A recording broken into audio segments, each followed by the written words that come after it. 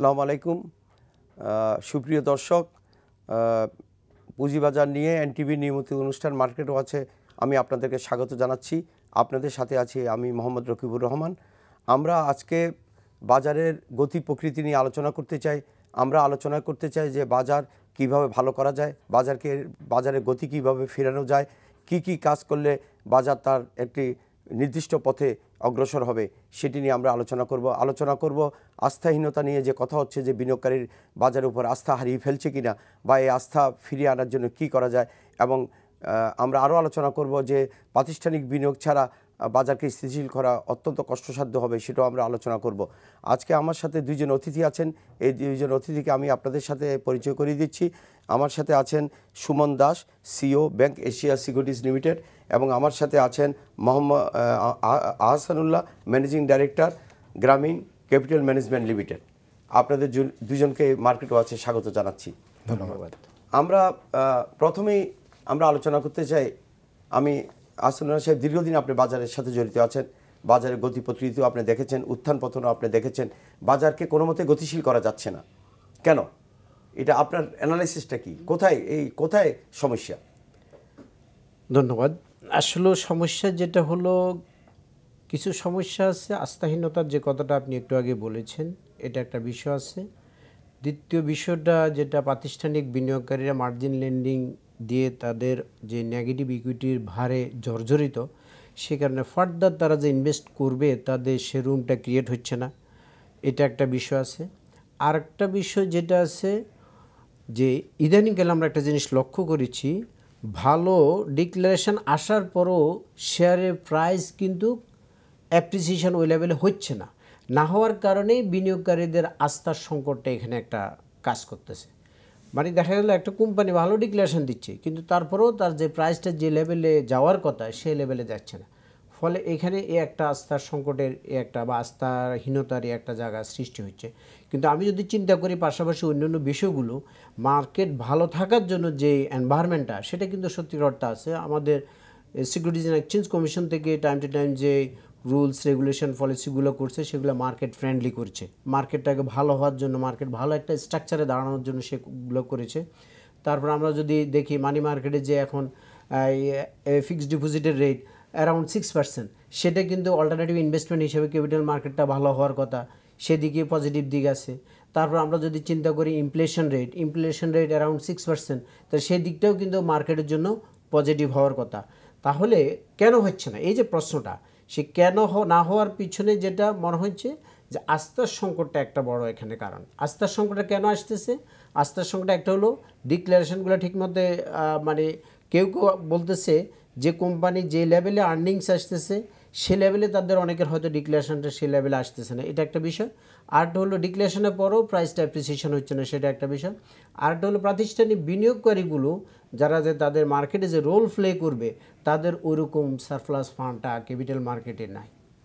সুমন দাস, আপনার কাছে আসতে চাই যে আহসানুল্লাহ সাহেব যে কথা বলেছেন যে ইনস্টিটিউশনাল ইনভেস্টমেন্ট পৃথিবীর সব দেশে আপনার ইনস্টিটিউশনাল ইনভেস্টমেন্ট যদি ভাইব্রেন্ট না হয়, তাহলে পুঁজিবাজার কিন্তু আপনার স্টেবিলাইজ হয় না। শুধুমাত্র আপনার রিটেলার দিয়া পুঁজিবাজারকে শক্তিশালী করা খুবই দুরূহ ব্যাপার। এখানে বড় বড় বিনিয়োগকারী থাকতে হবে, ইনস্টিটিউশনাল ইনভেস্টমেন্ট থাকতে হবে, এখানে আপনার মিউচুয়াল ফান্ড গড়ে উঠতে হবে, পোর্টফোলিও গড়ে উঠতে হবে। এবং আহসানুল্লাহ যে কথা বলেছে যে নেগেটিভ ইকুইটি, যেটা নিয়ে এখন বড় বড় বিনিয়োগকারীরা অনেক বিপদে আছেন বা তারা বিনিয়োগ করতে পারছেন না, সেখানে একটা সমস্যার সমাধান করতে হবে। এই ব্যাপারে আপনি কি বলেন? হ্যাঁ, ধন্যবাদ। আসলে প্রথমে যে জিনিসটা হচ্ছে যে 2010 সালের ধসের পরে প্রাতিষ্ঠানিক বিনিয়োগকারীদের বিনিয়োগের ক্ষমতা অনেকটাই কমে যায়। প্রথমত হচ্ছে যে প্রাতিষ্ঠানিক বিনিয়োগকারীরা তাদের যে মার্জিন লোন, সেই লোনটা প্রপার ওয়েতে তারা সেল না করার কারণে নেগেটিভ ইকুইটি হয়ে গেছে, এবং এই নেগেটিভ ইকুইটি নিয়েই তারা কিন্তু এখন চলছে। সেক্ষেত্রে তাদের সক্ষমতাটা একটা কমে গেছে। পাশাপাশি 2010-এর ধসের পরে যে জিনিসটা হয়েছে সেটা হচ্ছে যে বাংলাদেশ ব্যাংক তার সাবসিডিয়ারিতে যে পরিমাণ লগ্নি করেছিল, সেক্ষেত্রে তারা একটা ক্যালকুলেশন দিয়ে দিয়েছে, এক্সপোজারের ক্যালকুলেশন। তো ওই এক্সপোজারের ক্যালকুলেশনের কারণে ব্যাংকগুলো আর ভবিষ্যতে যাতে বিশেষ পরিমাণে আর তাদের বিনিয়োগ করার ক্ষমতাটা অনেকটাই হারিয়েছে এবং সেই হারানোর কারণে আসলে সেখানে প্রাতিষ্ঠানিক বিনিয়োগকারীদের যে সক্ষমতাটা সেটাও অনেকটা হ্রাস পেয়েছে। মানে আপনি যেটা বলতে চাচ্ছেন যে বিগত দিনে যেটা ছিল সেটা হলো লাইবিলিটিজের 10%। একটি ব্যাংক যদি তখন 1000 কোটি টাকা লাইবিলিটির 10%, এখন এটা ক্যাপিটালের 25%, মানে ক্যাপিটালের 25%।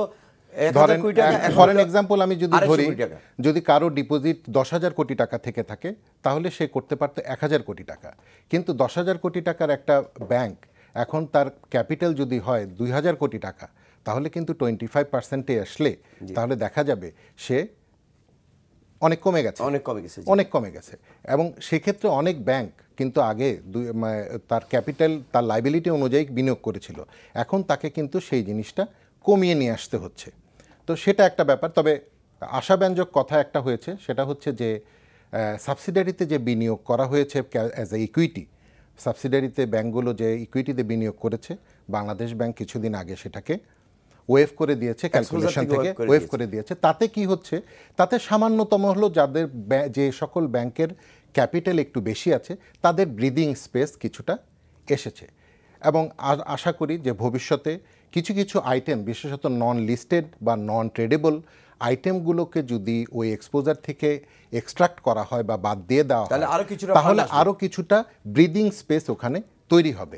এবং আশা করা যায় যে এখন মার্কেট আস্থাহীনতা কিছুটা আছে, কিন্তু এখন যে লেভেলে প্রাইসগুলো আছে খুবই অ্যাট্রাকটিভ একটা প্রাইসে কিন্তু শেয়ার সিকিউরিটিজের প্রাইসগুলো আছে, এবং সেক্ষেত্রে ইনস্টিটিউশনাল বিনিয়োগকারী কিন্তু আসলে অ্যাট্রাকশন আরো বাড়বে, কারণ ইনস্টিটিউশনালরা অনেকদিন ধরে, কারণ হচ্ছে তারা কিন্তু ডে ট্রেডার না, বিনিয়োগ করেন। হ্যাঁ, তারা কিন্তু ডে ট্রেডার না, তারা হচ্ছে লং টার্ম ইনভেস্টর, এবং তারা কিন্তু সেই জিনিসটা একটা প্রপার ওয়েতে একটা অ্যানালাইসিস করে আসবে। একজন দর্শক প্রশ্ন করতে যাচ্ছেন। প্রিয় দর্শক, আপনার নামটি বলে প্রশ্নটি করুন।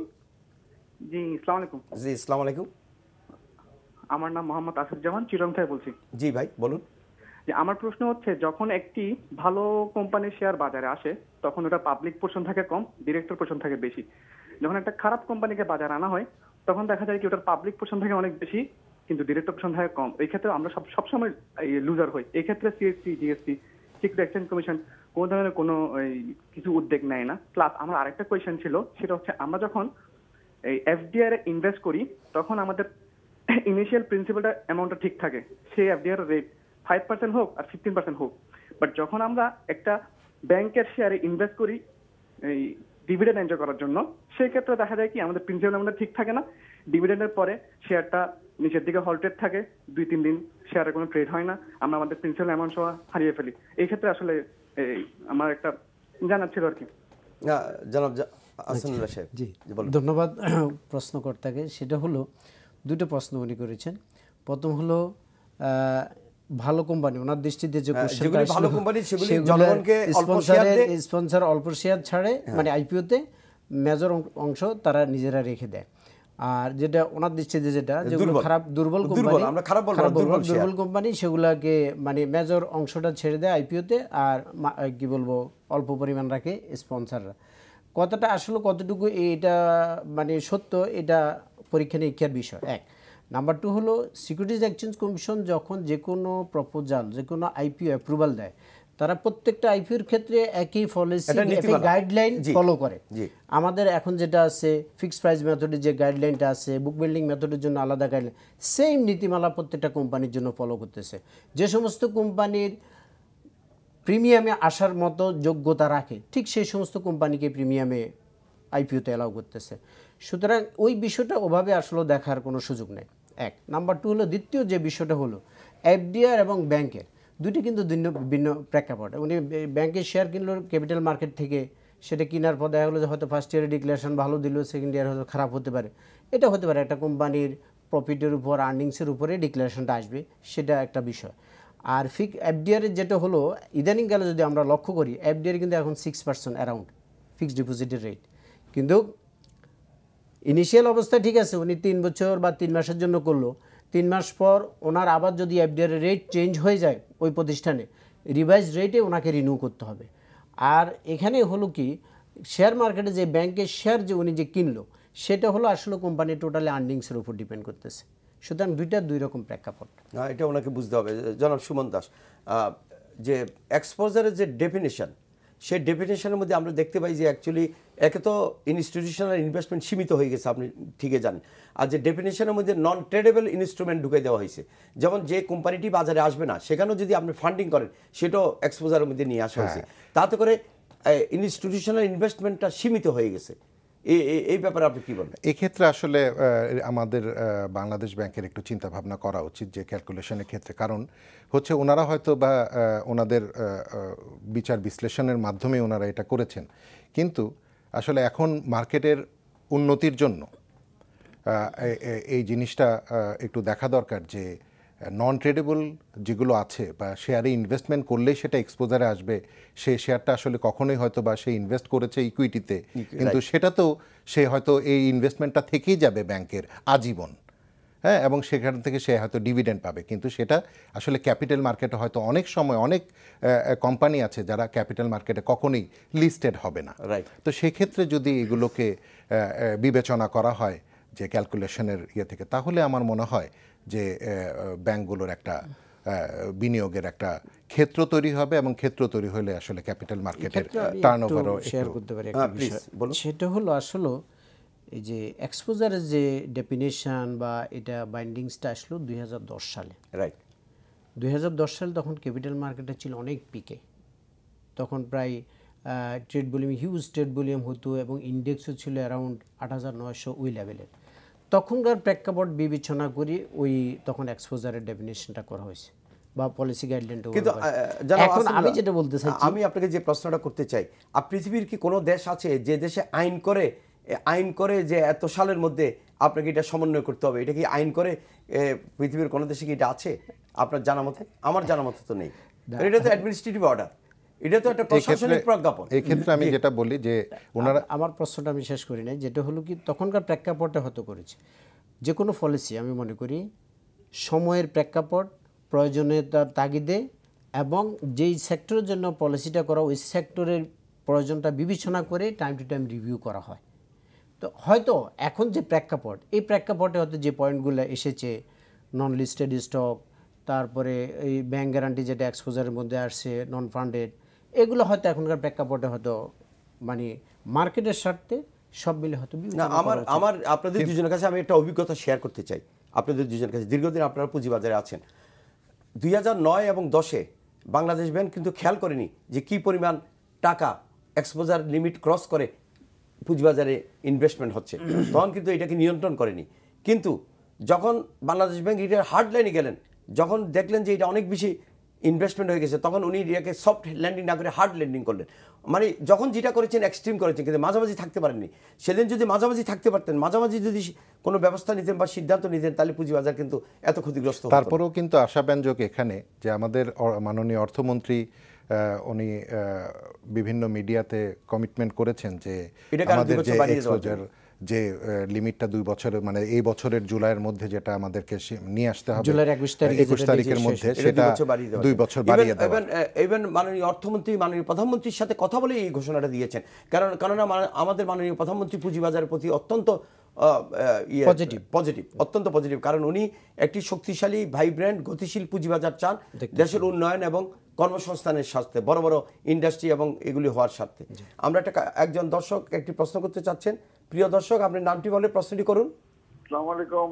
জি, আসসালামু আলাইকুম। জনাব রকুবর সাহেব, আমি উত্তরা থেকে বলছিলাম, রুহুল আমিন। জি, কেমন আছেন ভাইয়া? ধন্যবাদ যে আপনি নবনির্বাচিত পরিচালক হয়ে আসছেন ডিএসসিতে। আমরা মনে করি ডিএসসি যে পরিচালকরা আছে তার মধ্যে আপনি অন্যতম সভাপতি ছিলেন এবং ওয়াচডগ হিসেবে সারা জীবন এই পুঁজিবাজারের জন্য কাজ করেছেন। আপনাকে অশেষ ধন্যবাদ। তো বাংলাদেশ ব্যাংক এক্সপোজার যেটা মুখে বলছে অর্থমন্ত্রী এবং আমাদের মাননীয় প্রধানমন্ত্রী, সেটা কিন্তু এখনো বাংলাদেশ ব্যাংক চিঠি আকারে তাদের দেয় নাই। আবার জাতীয় সংসদে যে আপনি পাস করছেন কমন আইন, এই যে অ্যাকাউন্টসের যে কমিটি, সে আজ কমিটি কিন্তু আজ পর্যন্ত হয়নি। কিন্তু যত কিছু বলেন, এই যে আমলাতন্ত্র, যতক্ষণ পর্যন্ত তাদের দূর না হবে ততক্ষণ কিন্তু শেয়ার বাজার উঠবে না বলে আমি মনে করি। দেখেন চিন্তা করে আপনারা। জি জি জি জি, আপনি আপনি আপনার অনুভূতি জানিয়েছেন, তবে আমি দৃঢ়ভাবে বিশ্বাস করি, এতটুকু আমরা বিশ্বাস করি যে ইনশাল্লাহ সব কিছু ঠিকঠাক হবে ইনশাল্লাহ। এবং ওনারা বোঝার চেষ্টা করেছে, মাননীয় অর্থমন্ত্রী যথেষ্ট বোঝার চেষ্টা করেছেন এবং উনি সিদ্ধান্তটা দিয়েছেন 2 বছর এক্সটেনশনের জন্য। আমি মনে করি যে এবার নতুন গভর্নর এটা সদয় বিবেচনা করবেন এবং অবশ্যই উনি যেহেতু মাননীয় অর্থমন্ত্রী ঘোষণা দিয়েছেন এটা একটি পুঁজিবাজারকে স্থিতিশীল করার জন্য, ভালো করার জন্য, জোর করে শেয়ার বিক্রি, আর শেয়ার ইজ ইনভেস্টমেন্ট, এটাও একটা লং টার্মের ব্যাপার।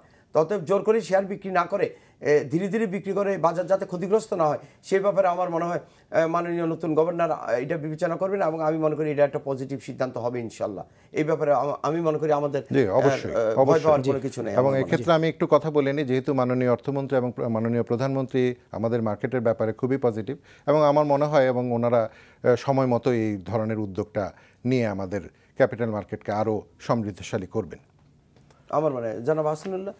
জি, আমি যেটা বলতে চেয়েছিলাম এটা তো ভালো কথা বলছে ডেফিনেটলি, এবং যেহেতু সবাই চায় ইনস্টিটিউশনাল ইনভেস্টমেন্ট ছাড়া আসলে মার্কেটকে একটা স্টেবল পজিশনে নেওয়া না, আমরা পৃথিবীর কথাও দেখি সম্ভব না, না সম্ভব না। সেই ক্ষেত্রে ইনস্টিটিউশনগুলোকে সাপোর্ট দিতে হলে এই যে টাইম ফ্রেম এক্সটেনশন, এটা আসলে সবাই ফিল করে যে এটা দরকার মার্কেটের স্বার্থে। যেহেতু আমাদের মাননীয় প্রধানমন্ত্রী এবং অর্থমন্ত্রী সবাই মার্কেটের ব্যাপারে পজিটিভ, তাহলে এই পলিসিগত এই দিকটা যদি মানে ইতিমধ্যে যদি ঘোষণা বা ইমপ্লিমেন্টেশনে যদি ইনিশিয়েটিভ নেওয়া হয়, তাহলে আমি মনে করি মার্কেটটা ভাইব্রেন্ট হয়ে যাবে, মার্কেটটা দাঁড়িয়ে যাবে অবশ্যই। কারণ মার্কেটে অন্যান্য সব প্যারামিটারগুলো পজিটিভ, রাজনৈতিক অবস্থা স্থিতিশীল, অর্থনৈতিক অবস্থা অনেক ভালো আছে, তাহলে পলিসিগত যে দিকগুলো মার্কেটের জন্য সেগুলো অনেক ভালো। সুতরাং এই দিকগুলো ইনস্টিটিউশনকে যাতে সাপোর্ট দেওয়া যায়, ইনস্টিটিউশন যাতে অ্যাক্টিভ রোল প্লে করতে পারে মার্কেটে, সেই দিকগুলো একটু বিবেচনা করলে হয়ে যায়। আমার মনে হয় যে এটার পাশাপাশি আমি যদি আর একটু বলি, সিকিউরিটি এক্সচেঞ্জ কমিশন কিন্তু এখন অনেকগুলো ব্যাপার যুগান্তকারী সিদ্ধান্ত নিয়েছে অনেকগুলো, এবং তাদের হাতেও কিন্তু আমরা সেদিন শুনলাম মাননীয় এক কমিশনার বললেন যে ওনাদের হাতেও ওনারা ইটিএফটা চালু করছেন খুব শিগগিরই, ক্লিয়ারিং কর্পোরেশন চালু হচ্ছে, এবং ক্লিয়ারিং কর্পোরেশন চালু হলে বিভিন্ন ইনস্ট্রুমেন্ট এখানে ফ্লোট করা, যেমন অপশন, তারপরে ফিচার, এগুলোকে ফ্লোট করা সহজ হয়। আমরা কিন্তু এখন শুধুমাত্র ইকুইটি নিয়েই ব্যবসাটা করছি, তো সেই ক্ষেত্রে যে জিনিসটা হচ্ছে যদি ইনস্ট্রুমেন্টগুলো বাড়ে তাহলে আরও ভাইব্রেন্স বাড়বে, আরও মার্কেটের পার্টিসিপেশন বাড়বে, ইনস্টিটিউশনাল পার্টিসিপেশন বাড়বে, এবং ফান্ড ম্যানেজার ক্রিয়েট হবে এখানে। সেই ক্ষেত্রেও কিন্তু আমাদের ভবিষ্যৎ আসলে আমি খুব ভালো দেখছি যে ক্যাপিটাল মার্কেটের ভবিষ্যৎটা খুবই ভালো, যে এবং সেক্ষেত্রে তবে এখন যে আস্থাহীনতা, আমি বলবো যে খুব বেশি যে আস্থাহীনতা আছে তা না। হ্যাঁ, 2010 সালের পরেও কিন্তু এখন, তবে আমাদের ট্রেড ভলিউমটা যদি একটু বাড়ানো যায়, প্রাতিষ্ঠানিক বিনিয়োগকারীর রোলটা যদি এখন পুরোপুরি বাংলাদেশ ব্যাংক কিছুটা ছাড় দেওয়ার পরে, বা ছাড় না, আমি বলবো যে বাংলাদেশ ব্যাংক যদি কিছু এক্সট্রাক্ট করে যে তার ক্যালকুলেশন মেথডটাকে, তাহলে সেক্ষেত্রে বিনিয়োগ অপরচুনিটি বাড়বে এবং ভলিউমটাও ভলিউমটাও এখানে বাড়বে, এবং ভলিউমটা বাড়লে আসলে দেখা যাবে যে সেকেন্ডারি মার্কেটে এখন আমাদের অ্যারাউন্ড কিন্তু মার্চ মাসে আমাদের 300-350 কোটি টাকার মধ্যে, এটা তো বাংলাদেশ কনটেক্সটে, মানে আমাদের বাজার কনটেক্সটে এটা তো একেবারে যত সামান্য পিনাট একটা। ইভেন জানুয়ারি মাসও আমি যদি চিন্তা করি, এই 3টা মাসে আমরা যদি এমআইএস রিভিউ করি, জানুয়ারি মাসে 650 অ্যারাউন্ড ছিল ট্রেড ভলিউম, 650 কোটি টাকার মতো পার ডে অ্যাভারেজ ছিল জানুয়ারি মাসে। ফেব্রুয়ারিতে সেটা এসে নামলো এই 450 থেকে 500, এখন মার্চ মাসে আসলো অ্যারাউন্ড 300 প্লাস মাইনাস। এই যে কমে গেল, এটা কিন্তু যখন ট্রেড ভলিউম এবং ইন্ডেক্স দুটোই ফল করে, তখন কিন্তু সাধারণ বিনিয়োগকারীর মধ্যে একটা শঙ্কা বা প্যানিক, একটা আস্থাহীনতার একটা অবস্থা, তখনই ইনস্টিটিউশনের বড় বড় বিনিয়োগকারীদের ভূমিকা অনেক বেশি তখন হয়ে যায়, তখন তাদের পার্টিসিপেশন খুবই প্রয়োজন। এই জন্য মার্কেট মেকার বলা হয়, অর্থাৎ মার্কেটটাকে বড় বিনিয়োগকারী, তারপর যারা মিউচুয়াল ফান্ড করবে, তারপর তাদের কিন্তু অনেক প্রয়োজন। তখন তারা যদি অ্যাক্টিভেট থাকে তাহলে অন্যান্য জায়গায় আস্থাটা অটোমেটিক্যালি তৈরি হয়ে যায়। আহসানুল্লাহ, আপনার সাথে কথা বলতে চাই। আসলে বাজারকে গতিশীল করতে হবে, তো বাজারকে গতিশীল করতে হলে কোনো না কোনো জায়গার থেকে একটা আস্থার বাণী আসতে হবে। মানে এটা একটা এই পুঁজিবাজারকে নিয়ে দায়িত্বশীল জায়গার থেকে একটি পজিটিভ সিগন্যালগুলি আসতে হবে, যে পুঁজিবাজারের গুরুত্ব, যেটা মাননীয় প্রধানমন্ত্রী বলেছে, সে গুরুত্ব দিয়ে কথা বলতে হবে। এটার ব্যাপারে আপনি কি বলেন? এটার ব্যাপারে আমি মনে করি এই যে গতিশীলতা, বাজারে গতিশীল। গতিশীলতা আমি আনা গতিশীলের কথা বলছি। এবং ট্রেড ভলিউম বাড়ানো, জি। এটার জন্য যেটা দরকার আসলে আমাদের এখনো ক্যাপিটাল মার্কেটে যারা বিনিয়োগ করে বা এটার সাথে যারা সম্পৃক্ত সবারই কম বেশি ফান্ড আছে। প্রথম যে কথাটা বললেন আপনি, আস্থার সংকট দূরীকরণ করার জন্য দায়িত্বশীল মহল থেকে পজিটিভ স্টেটমেন্ট দিতে হবে Must. Time to time. জি। এক নাম্বার 2 যেটা হতে পারে সেটা হলো এই সেক্টরটাকে বুস্ট আপ করার জন্য আমরা যদি গভর্নমেন্ট থেকে যদি কোনো একটা সাবসিডাইজ ফর্মে যদি কোনো ফান্ডিংয়ের ব্যবস্থা করা যায়, যে রিফাইন্যান্সিং, যে সমস্ত ইনস্টিটিউশনগুলা মার্জিন লোন লেন্ডিং করে জর্জরিত নেগেটিভ ইকুইটির ভারে, তাদেরকে যদি কোনো রকমে যদি রিফাইন্যান্সিংয়ের অ্যারেঞ্জমেন্ট করা যায় তাহলে সেটা একটা ফান্ড ক্রিয়েট হলো, সেটা একটা হতে পারে। আরেকটা যেটা বললাম, ইনস্টিটিউশনগুলো ইটসেলফ নিজেরা তাদের যে কাস্টমারগুলো নেগেটিভ ইকুইটিতে চলে গেছে তাদের উপর ফার্দার ইন্টারেস্ট চার্জ না করে তারা যদি তারা অ্যাকাউন্টগুলোকে ব্লক করে, আইসিবি নতুন এমডি বলেছে কিছুদিন আগে 5 বছরের জন্য ইন্টারেস্ট ওয়েভ করে 5 বছরের যে ইন্টারেস্ট এরকম ওয়েভ অনেকগুলো করে ইনস্টিটিউশন করেছে ইতিমধ্যে, জি আমাদেরকে জানিয়েছে। এইটা বলছে আমি মনে যদি করি একটা অন্যান্য যুগান্তকারী সিদ্ধান্ত নিয়েছে আইসিবি। ঠিক একই রকম যদি অন্যান্য ইনস্টিটিউশনগুলা নেয় এই ইনিশিয়েটিভটা, তাহলে হবে কি তাদেরও সেখানে একটা রুম ক্রিয়েট হলো এবং যারা ইনভেস্টর তাদেরও একটু মার্জিন লোনের যে ভারটুকু সেটা একটু কমে আসলো। তাহলে সে জায়গাটা একটা, অর্থাৎ ইনস্টিটিউশনগুলো তাদের নিজস্ব একটা পলিসি ফ্রেমওয়ার্ক করে এখান থেকে বের হওয়া, আরটা হলো সাবসিডাইজ রেট একটা ফান্ডের ব্যবস্থা, আর একটা হলো দায়িত্বশীল মহল থেকে টাইম টু টাইম যে আমাদের সব কিছু পজিটিভ আছে, পলিসি এভরিথিং পজিটিভ আছে, ইকোনমিক ইন্ডিকেটরগুলো পজিটিভ আছে এবং ফিক্সড ডিপোজিট রেট মানি মার্কেটে কম, সেখানে অল্টারনেটিভ ইনভেস্টমেন্ট হিসেবে এটা একটা ভালো জায়গা আছে এবং ওভারঅল কিছু কিছু শেয়ারের প্রাইস এখনও গত 2-3 বছরের চাইতে লোয়ার লেভেলে আছে, মানে সেগুলো অ্যাট্রাকটিভ আছে। সুতরাং এইগুলো দেখে শুধু যদি বিনিয়োগ করে অ্যাটলিস্ট তারা মানি মার্কেটের চাইতেও ডাবল বেনিফিট এখান থেকে নিতে পারবে। জনাব সুমন, আপনার সাথে যে জিনিসটা আলাপ করতে চাচ্ছি যে অ্যাকচুয়ালি বাজার ভালো হওয়ার জন্য বাজার লিস্টেড কোম্পানিগুলির কর্পোরেট কালচার বা কর্পোরেট রেজাল্ট ভালো হওয়া চাই। তো সেই হিসাবে ভালো ভালো কোম্পানির প্রয়োজন, বাজারে ভালো গ্রোথ, তারপর সাস্টেনেবল কোম্পানিগুলি বাজারে নিয়ে আসা প্রয়োজন। এই ব্যাপারে কি পদক্ষেপ নেওয়া যেতে পারে? আসলে আমরা গত কয়েক বছরে দেখছি যে ভালো কোম্পানিগুলোর আসার অনীহা অনেকটা বেশি। তো সেক্ষেত্রে আমার মনে হয় তাদেরকে আরও ইনসেন্টিভ দিতে হবে। যে জিনিসটা করা হচ্ছে যে নন লিস্টেড ক্ষেত্রে যে ট্যাক্সের যে বেনিফিট, সেই বেনিফিটের বা লিস্টেডের সাথে যে নন লিস্টেডের যে ট্যাক্সের যে ফারাকটা, এটা আমার মনে হয় আরেকটু ব্যবধানটা আরেকটু বাড়ানো উচিত, যাতে তারা এই দিক থেকে অন্তত বেনিফিট হয়। এবং লিস্টেডের ক্ষেত্রে এমনও কিছু করা হতে পারে, তাকে ট্যাক্স বেনিফিট দেওয়া যেতে পারে, সেই জিনিসটা করা যেতে পারে। বিভিন্ন ক্ষেত্রে তাকে সিআইপি হিসাবে তাকে পুরস্কার করা যেতে পারে। এই ধরনের ইনিশিয়েটিভ যদি নেওয়া হয়, প্লাস এখন যে জিনিসটা হচ্ছে যে এখন কিন্তু আইপিও দুইভাবে আসছে, একটা ফিক্সড মেথডে, একটা বুক বিল্ডিং মেথডে।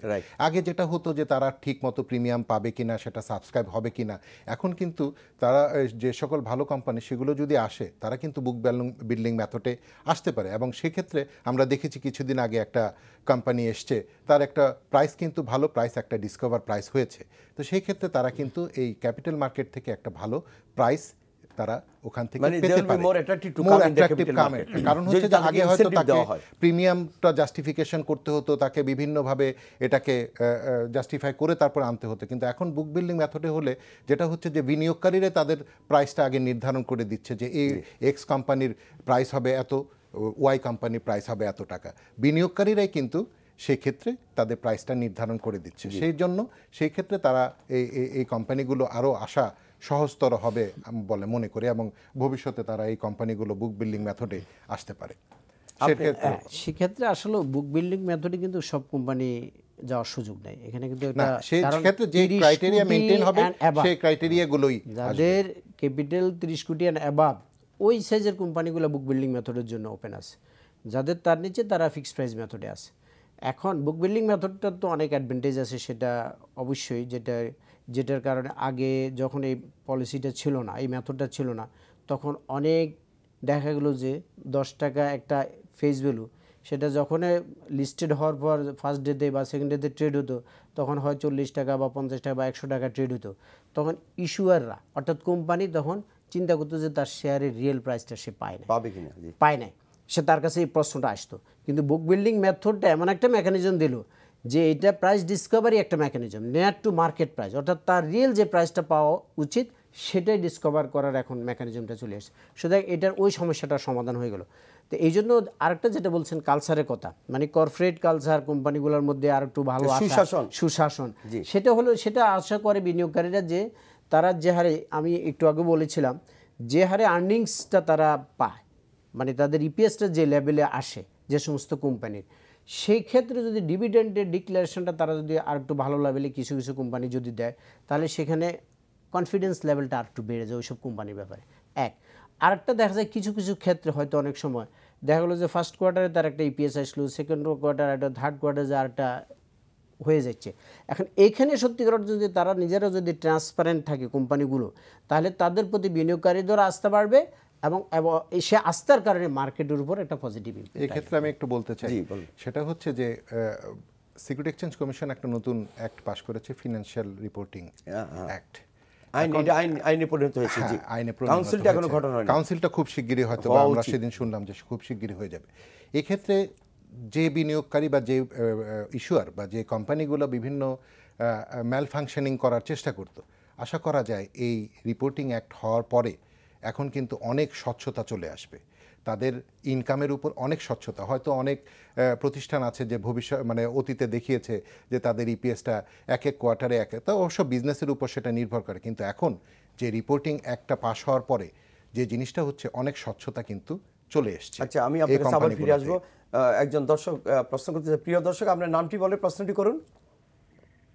আমার নাম আব্দুল মান্নান খান। জি বলুন।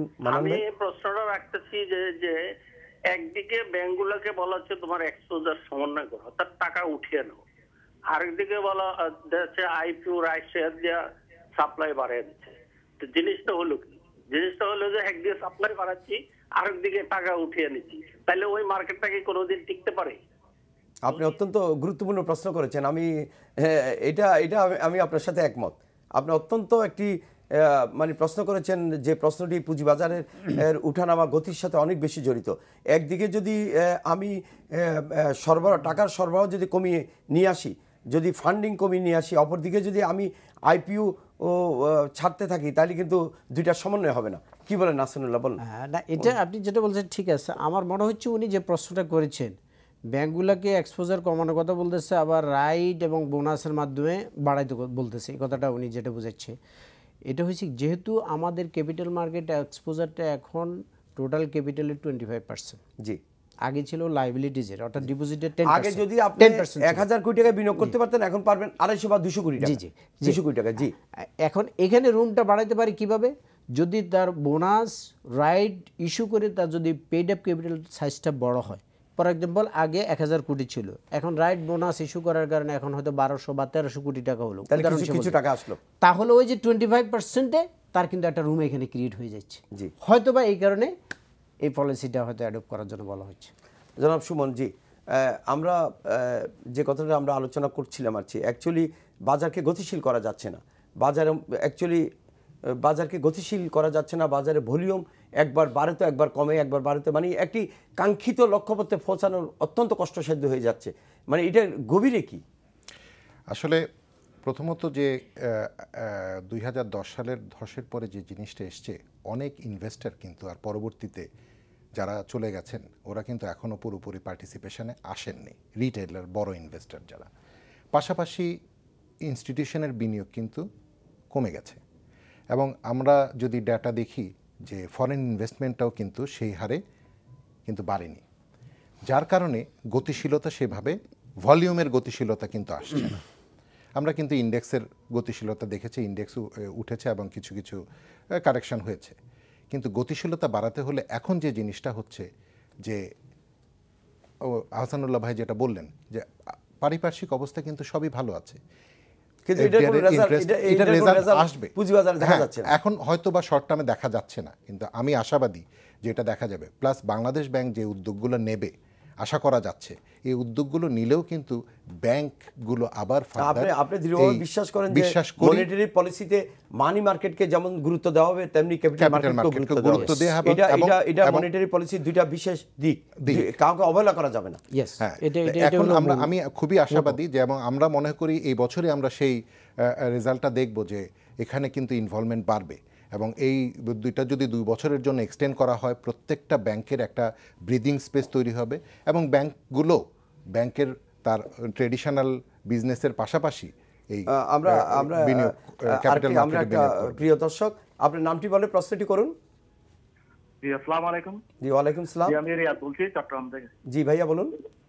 যে এখানে বারবার দেখেন 2, 3টা 4টা ব্যাংক হয়তো এক্সপোজার লিমিটের বাইরে আছে, এদের জন্য 2 বছরের সময় এক্সটেনশনের দাবি না করে যারা এক্সপোজারের ভিতরে আছে এদের ইনভেস্টমেন্ট বাড়ানোর জন্য বাংলাদেশ ব্যাংক যে ডেইলি বা উইকলি বেসিসে এক্সপোজারের গুলা হিসাব নিচ্ছে, এটা না করে 3 মাস অন্তর অন্তর যদি হিসাবটা নেওয়া হয় তাহলে ব্যাংকগুলার এখানে অ্যাক্টিভিটি বা পার্টিসিপেশন অনেক বেশি বাড়বে, প্লাস এরা লিমিটের ভিতরেও থাকবে।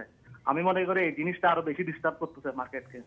থ্যাংক ইউ, আপনি আসলে অত্যন্ত চমৎকার প্রশ্ন করেছেন প্রিয় দর্শক, আমি আপনাকে ধন্যবাদ এবং কৃতজ্ঞতা জানাই। আসলে আপনি খুব স্টাডি করেন, বুঝে গেছে। জি আহসানুল্লাহ, যে একজন আপনি ইনভেস্ট করছেন, আপনি ব্যাংক হিসেবে ইনভেস্ট করছেন, এখন প্রতি সপ্তাহে প্রতি 15 দিন পর পর যদি আপনাকে হিসাব নিকাশ দিতে হয় কোনটা কিনলেন কোনটা বিক্রি করলেন, তাহলে তো আর যাই হোক অন্তত একটা লং টার্ম ইনভেস্টমেন্টে আপনার মেন্টালিটি স্টেবল করা যাবে না। বলেন আপনি। ইনস্টিটিউশনগুলো আসলে তো ডে ট্রেডার না, তারা হলো long term medium term investor. অবশ্যই সেটা মার্কেটের জন্য স্টেবল একটা মার্কেটকে স্টেবল করার জন্য তারা কিন্তু কি রোল প্লে করতে পারে।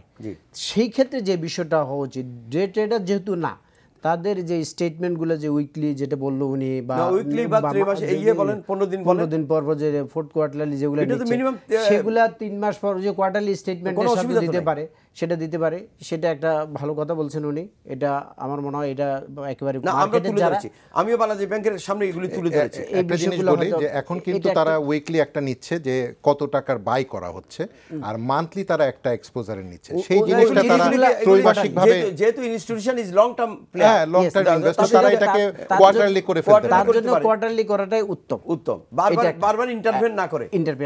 এটা একটা উত্তম।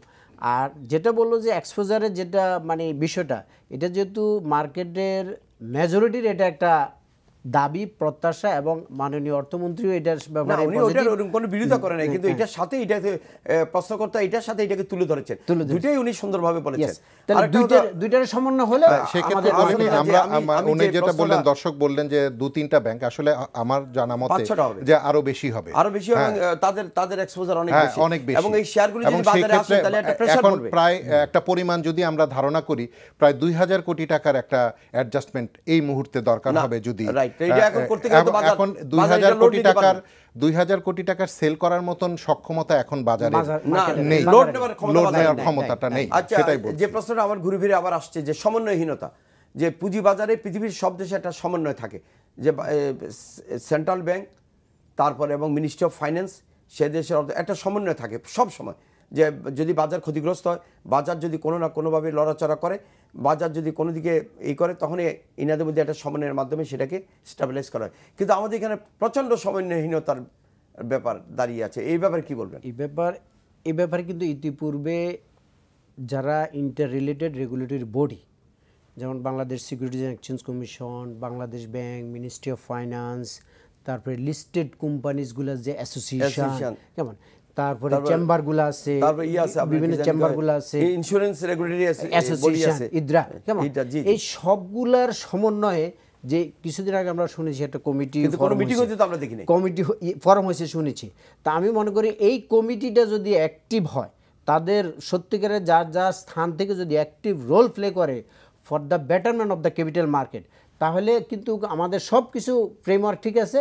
এই কমিটিটা অ্যাক্টিভ রোল প্লে করলে দেখবেন আমরা অচিরেই উইদিন এ শর্ট টাইম একটা ভালো ক্যাপিটাল মার্কেট। আপনি ঠিকই বলেছেন, যে আমি আপনার সাথে একমত যে আসলে আপনি যে কথা বলেছেন, যদি এটা দেখা যায়, বিনিয়োগকারী যদি দেখে যে প্রত্যেকেই কনসার্ন, যেমন তিতাসের ক্ষেত্রে যেটা হলো, এক তিতাস পুরো মার্কেটকে ধ্বংস করে দেওয়ার মতো অবস্থা করেছে। এক তিতাসের কারণেই আজকে সরকারি শেয়ারগুলির উপর জনগণের আস্থা হারিয়ে ফেলেছে, বিদেশের ইনভেস্টমেন্ট আস্থা হারিয়ে ফেলেছে। যারা লং টার্ম ইনভেস্ট করতো তারা কোথায় করতো? তিতাসে করতো, সরকারি শেয়ারে করতো, কিন্তু সেখান থেকে তারা উইথড্র করে চলে গেছে। বিদেশি বিনিয়োগকারীরা চলে গেছে। তো এই ধরনের ভুল ভ্রান্তি আপনার পুঁজিবাজারকে মারাত্মক ক্ষতিগ্রস্ত করেছে এবং আস্থাহীনতার জন্ম দিয়েছে। সেই জন্য আমি বলবো যে সমন্বয় খুবই প্রয়োজন। আমাদের মধ্যে যদি সমন্বয় হয়ে যদি কাজ করে তাহলে দেখা যাবে বিনিয়োগকারী উৎসাহিত হবে যে না, কেউ না কেউ আছে এগুলি খেয়াল করতেছে, তারা লক্ষ্য রাখতেছে, তারা অনেক বেশি নিজেদেরকে আস্থা ফিরিয়ে। আরেকটা জিনিস হচ্ছে যে একটা ইন্স্যুরেন্স কোম্পানির লাইসেন্স স্থগিত করে দেওয়া হয়েছিল, যেটা লিস্টেড একটা কোম্পানি, অত এটা লিস্টেড, তখন ওই শেয়ার হোল্ডাররা কি হতো, কোথায় যেত? এই জিনিসটা তো আগে থেকে এটা হলো লিস্টেড বিনিয়োগকারী এটাতে ইনভেস্ট করে আছে। আপনি সিকিউরিটি এক্সচেঞ্জ কমিশনের সাথে কথা না বলে আপনি এটা লাইসেন্স স্থগিত করে দিলেন, তো কি হলো? এটাকে একটা কথা হলো। ইন্টার রিলেটেড রেগুলেটরি অর্গানাইজেশনগুলা যে অ্যাসোসিয়েশন, সেটাকে অ্যাক্টিভ করতে হবে, ভাইব্রেন্ট হতে হবে। তবে একটা জিনিস এখানে সবচেয়ে গুরুত্বপূর্ণ, যে লিস্টেড কোম্পানি যেগুলো আছে সেগুলোর বিরুদ্ধে কোনো ধরনের অ্যাকশন বা কোনো ধরনের অ্যাডভার্স ডিসিশন নেওয়ার আগে এটা অবশ্যই সিকিউরিটিজ অ্যান্ড এক্সচেঞ্জ কমিশনের সাথে পরামর্শ করে স্টক এক্সচেঞ্জের সাথে কথা বলতে হবে, এটার এফেক্ট কি হবে সেটা আগে জানতে হবে, তারপর তাদেরকে সিদ্ধান্ত, কারণ কোনো অবস্থাতেই কোনো সিদ্ধান্ত বিনিয়োগকারীকে ক্ষতিগ্রস্ত করবে এটা হতে দেওয়া যেতে পারে না। এককভাবে সিদ্ধান্তটা কখনোই উপকার বয়ে আনবে না, এটা যতই রেগুলেটরি বডি হন। কারণ একটা লিস্টেড কোম্পানি একটা হাইয়েস্ট হলো তার এজিএম, তার অ্যানুয়াল জেনারেল মিটিং, তার বোর্ড হলো হাইয়েস্ট। বোর্ডের উপর একটা সুপার বোর্ড এটা হইতে পারে না, এটা তাহলে আগেই বলে দিতে হবে আপনাকে। তা আমি মনে করি যে সমন্বয়হীনতা যেটা আছে সেটাকে কাটিয়ে উঠতে হবে। এখন যদি দেখা যায় যে Bangladesh bank, ministry of finance সবাই মিলে কাজ করছে পুঁজিবাজার নিয়ে, তাহলে দেখবেন বিনিয়োগকারীর আস্থা অটোমেটিক্যালি গড়ে উঠবে এবং ইনস্টিটিউশনগুলো তাদের আস্থা ফিরে পাবে। আসলে বিনিয়োগকারীরা চাচ্ছে কি, যে কোন ধরনের স্টেপগুলো নেওয়া হচ্ছে, কি স্টেপ নেওয়া হচ্ছে সেটাই জানতে চাচ্ছে। মানে আমাদেরকে যে আমি একটা টাকা বিনিয়োগ করব এই মার্কেটে, আমি কিন্তু আমার নিশ্চয়তা নিয়েই তারপরে বিনিয়োগ করব, যে আমি যাতে নিশ্চিত হতে পারি যে এই টাকাটা আমার অন্তত হারাবো না। হ্যাঁ, সেই ক্ষেত্রে যে জিনিসটা আমার মাননীয় প্রধানমন্ত্রীর ওই যে আপনার যে অনুষ্ঠানে আপনার ওই যে সেবির সাথে বাংলাদেশ সিকিউরিটি এক্সচেঞ্জ কমিশনের যে অনুষ্ঠানে মাননীয় প্রধানমন্ত্রী যে কথাটা বলেছেন, আমার বারবার এই কথাটা মনে হয়। উনি বারবার বলেছেন যে একটি শক্তিশালী পুঁজিবাজারেই আমার প্রাইভেট সেক্টরে অর্থের যোগান দিতে পারে, বড় বড় প্রজেক্ট করা, ইনফ্রাস্ট্রাকচার, জ্বালানি খাতে, বিদ্যুৎ খাতে। তো এটা করার জন্য সংশ্লিষ্ট সবাইকে উনি আন্তরিকতার সাথে কাজ করতে বলেছেন। সংশ্লিষ্ট সবাইকে বিনিয়োগকারীর সাথে আন্তরিকতার সাথে কাজ, যার যার অবস্থান থেকে আন্তরিকতার সাথে কাজ করতে। এটার কিন্তু আসলে কত সুন্দর একটা অ্যাপ্রোচ। উনি কিন্তু আসলে অনেকটা পজিটিভ, কিন্তু আমরা কিন্তু এটার ইমপ্লিমেন্টেশন আগেও দেখিনি। উনি কিন্তু বলেছিলেন যে অনেক সরকারি যাতে প্রতিষ্ঠান পুঁজিবাজার অর্ডারও দিয়েছেন,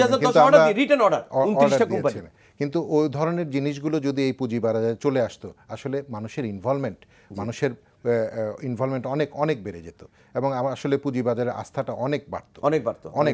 কারণ মাননীয় প্রধানমন্ত্রীর ভিশন, সেই ভিশনকে লক্ষ্য রেখে যদি সবাই কাজ করি আমরা, তাহলে আমার মনে হয় পুঁজিবাজার তার কাঙ্ক্ষিত লক্ষ্য মাত্রায় পৌঁছতে দেরি হবে না ইনশাআল্লাহ। এখন মার্চ চলতেছে, আপনি দেখেন যে ইন্টার রিলেটেড রেগুলেটরি বডিগুলো যদি একসাথে বসে 2-3টা মিটিং যদি ইমিডিয়েট করে, দেখবেন আস্থার যে সংকট সেটাও কেটে যাবে, মার্কেটে সবার পার্টিসিপেশন বাড়বে, ট্রেড ভলিউম বাড়বে, ইনস্টিটিউশনাল মানে বিনিয়োগকারী দেখতে চায় যে আমার সংশ্লিষ্ট যারা এই পুঁজিবাজারের সাথে জড়িত তারা অ্যাক্টিভ কিনা, তারা অ্যাক্টিভ কিনা, এটা সবাই দেখতে চায়, সবাই জানতে চায়।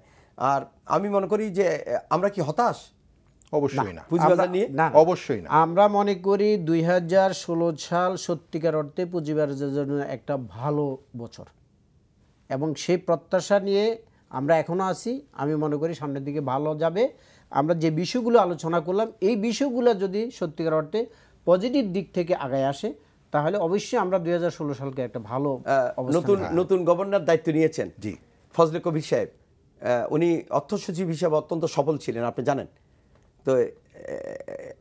আপনারা কি মনে করেন? আমরা আশাবাদী যে উনি মানি মার্কেটের পাশাপাশি ক্যাপিটাল মার্কেটের ব্যাপারেও ইতিবাচক পদক্ষেপগুলোই, আমি তো দৃঢ়ভাবে বিশ্বাস করি যে উনি অত্যন্ত মানি মার্কেটকে যেমন গুরুত্ব দিবেন, পাশাপাশি ক্যাপিটাল মার্কেটকে একই গুরুত্ব দিবেন। আমি এক্ষেত্রে আরেকটা কথা বলতে চাই, বাংলাদেশ সিকিউরিটি এক্সচেঞ্জ কমিশনের মাননীয় চেয়ারম্যান বলেছিলেন যে 2016 সালটা হবে টেক অফ টাইম। আমরা আশা করি যে এই বছরটাই আমাদের টেক অফ টাইম হবে এবং আমরা এই পুঁজিবাজারের যে আমরা যা হারিয়েছি, আমরা আশা করি আবার এই পুঁজিগুলো। আপনাদেরকে স্টুডিওতে আসার জন্য অসংখ্য ধন্যবাদ।